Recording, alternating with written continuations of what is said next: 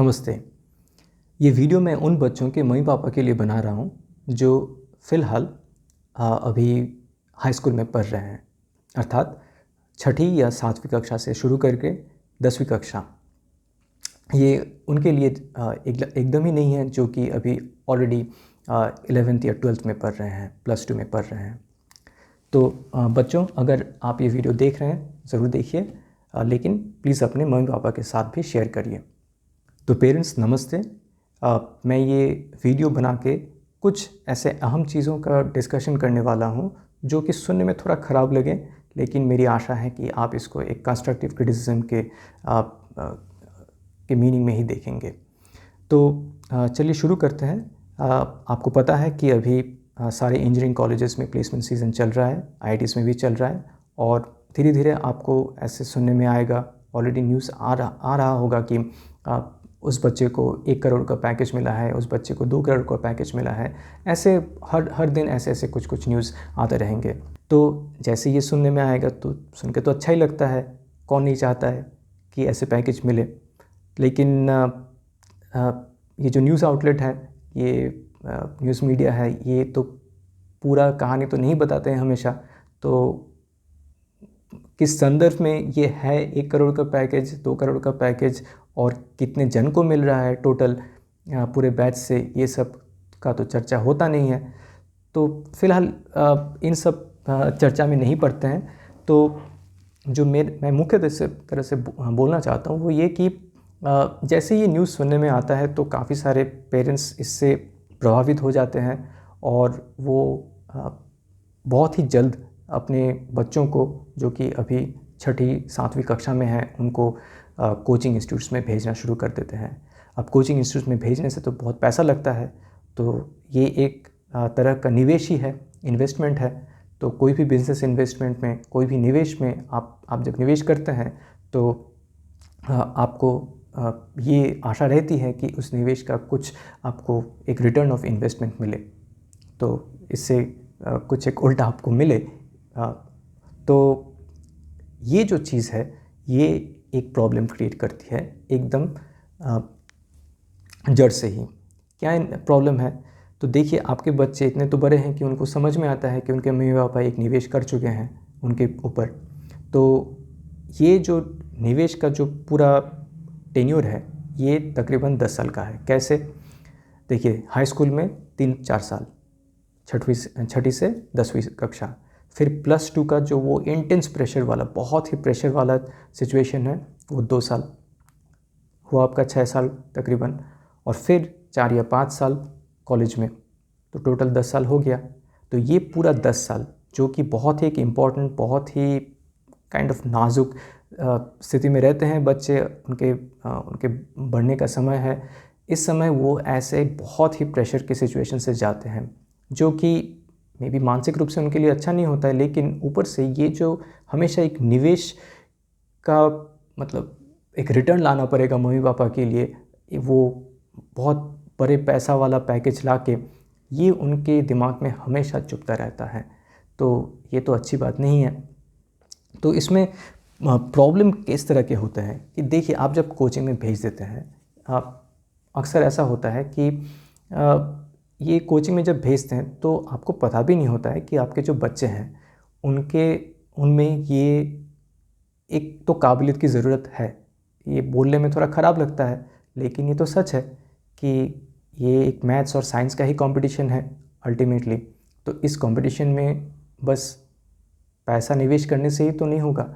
अब बच्चों को वो जितना भी हार्ड वर्क कर ले, जितना भी परिश्रम कर ले, जितना भी अपना मन संजोग कर ले, एक काबिलियत की तो ज़रूरत है। तो ये काबिलियत किसी किसी बच्चों में बहुत देर से उभर के आती है, किसी किसी में उनका इंटरेस्ट ही किसी अलग लाइन में होता है, तो वो काबिलियत उभरने का कोई क्वेश्चन ही नहीं है।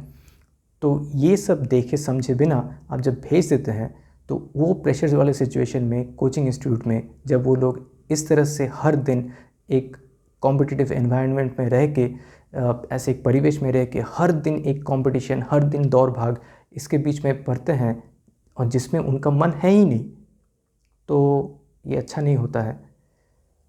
लेकिन उल्टे साइड से पकड़ लेते हैं कि सपोज़ बच्चे एडजस्ट कर लेते हैं, मान लीजिए आपके बच्चे एडजस्ट कर लिए, वो थोड़ी बहुत अच्छा परफॉर्म भी करना शुरू कर दिए और थोड़ा थोड़ा एडजस्ट करके वो अल्टीमेटली +2 अच्छे से करके, +2 का जो कोचिंग है, बहुत ही प्रेशर वाला कोचिंग है, उसको भी किसी तरह से करके अपने ड्रीम इंस्टीट्यूट में चले जाते हैं। ड्रीम इंस्टीट्यूट बोले तो किसी आईआईटी में, किसी पुराने आईआईटी में चले जाते हैं।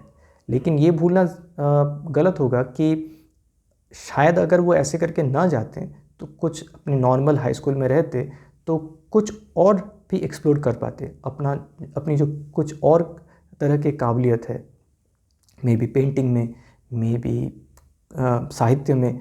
तो ये तो अपॉर्चुनिटी वो तो मतलब उनको तो मिला ही नहीं, वो तो कोचिंग में चले गए थे, तो वो कभी एक्सप्लोर ही नहीं किए। तो ठीक है, इसको भी छोड़ देते हैं। अब वो पहुंच गए हैं आईआईटीज़ में। अब देखिए आईआईटीज़ में पहुंच के या फिर किसी अच्छे इंजीनियरिंग कॉलेज में पहुंच के अभी वो किस स्थिति में है, वो जो उनका 10 साल का जर्नी है, इस 10 साल के जो अंतिम चरण है, 3-4 साल का जो 4-5 साल का जो अंतिम चरण है, उसमें ये लोग हैं, ये बच्चे लोग हैं। लेकिन हाई स्कूल से इतना परिश्रम करके, इतना प्रेशर सह के आए हैं और इंजीनियरिंग इंस्टीट्यूट्स में तो काफ़ी फ्रीडम है, मतलब कोई बोलने वाला उतना है नहीं। हम लोग टीचर लोग थोड़ा कभी कभी डांट लेते हैं, लेकिन पेरेंट्स जैसा तो नहीं देख सकते हैं। और कोचिंग इंस्टीट्यूट में तो एकदम रेजिमेंटेड सोल्जर की तरह जो करते हैं वो भी नहीं किया जाता है, जैसे भी कोई भी यूनिवर्सिटी में आपको पता ही होगा। तो काफ़ी फ्रीडम रहता है। तो फाइनली उनको जो ये फ्रीडम मिलता है, कभी कभी वो उनका थोड़ा गलत इस्तेमाल भी कर लेते हैं। और गलत इस्तेमाल ना भी करें तो ऐसा नहीं है कि कुछ ख़राब चीज़ कर रहे हैं, लेकिन मन संजोग करके पढ़ाई लिखाई नहीं कर रहे हैं तो बस ऐसा है कि मोक्ष लाभ कर लिए भाई, आ गया है इंजीनियरिंग इंस्टीट्यूट, ऐसा टाइप का एक मेंटालिटी होता है काफ़ी सारे बच्चों में। और क्यों होना भी क्योंकि इतने कम उम्र से इतना प्रेशर सह के आ रहे हैं, अब थोड़ा आराम करना भी चाहते हैं। तो हम समझते हैं ऐसी चीज़, लेकिन ये ऐसी एक उम्र है, ऐसी एक स्थिति है ये यूनिवर्सिटी का या फिर इंस्टीट्यूट का, कि इसी समय में एक्चुअल कंपटीशन में घुसने का टाइम है और इसी में वो लोग पूरा अपना एफर्ट उठा लेते हैं। तो इससे तो ख़राब चीज़ होता है। ख़राब चीज़ मतलब अगर हम लोग देखिए, हम लोग बोलते हैं कि आईआईटीएंस अच्छे हैं, आईआईटीएंस अच्छे हैं, लेकिन ऐसे बच्चे जनरली एक मीडियोकर आईआईटीएंस की तरह हो जाते हैं।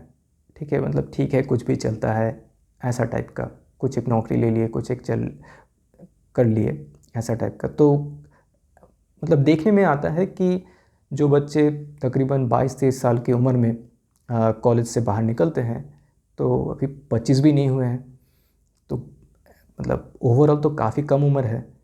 लेकिन उस 25 साल में ही मतलब काइंड ऑफ रिटायरमेंट ले लिए हैं लाइफ से, नौकरी करना शुरू कर दिए हैं, सब कुछ चल रहा है, लेकिन मतलब लाइफ से मतलब दौड़ भाग से काइंड ऑफ मतलब ठीक है, अब चलेगा ऐसा टाइप का है।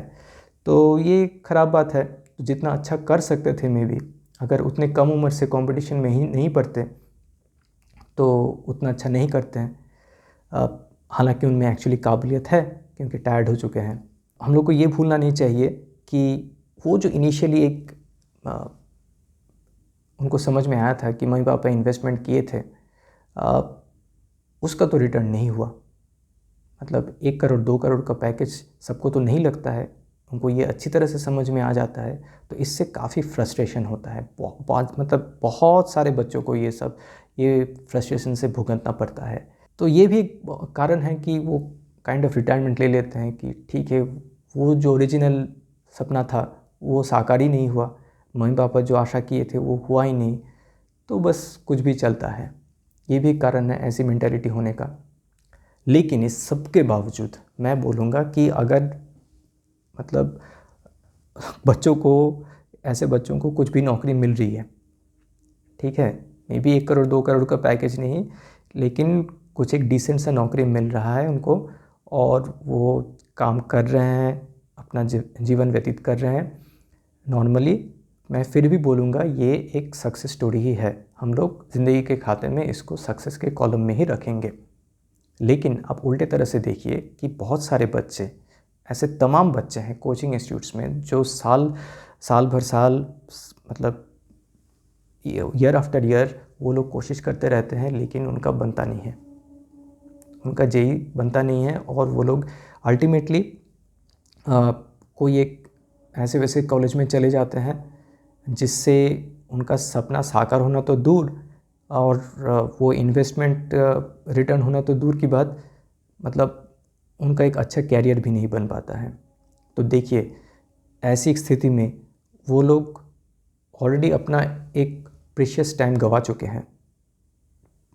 मतलब हाई स्कूल में जब अलग अलग उनके जो एबिलिटीज़ हो सकते थे, जो उभर के आ सकता था, उनको तो वो लोग एक्सप्लोर करने का उनको मौका ही नहीं मिला।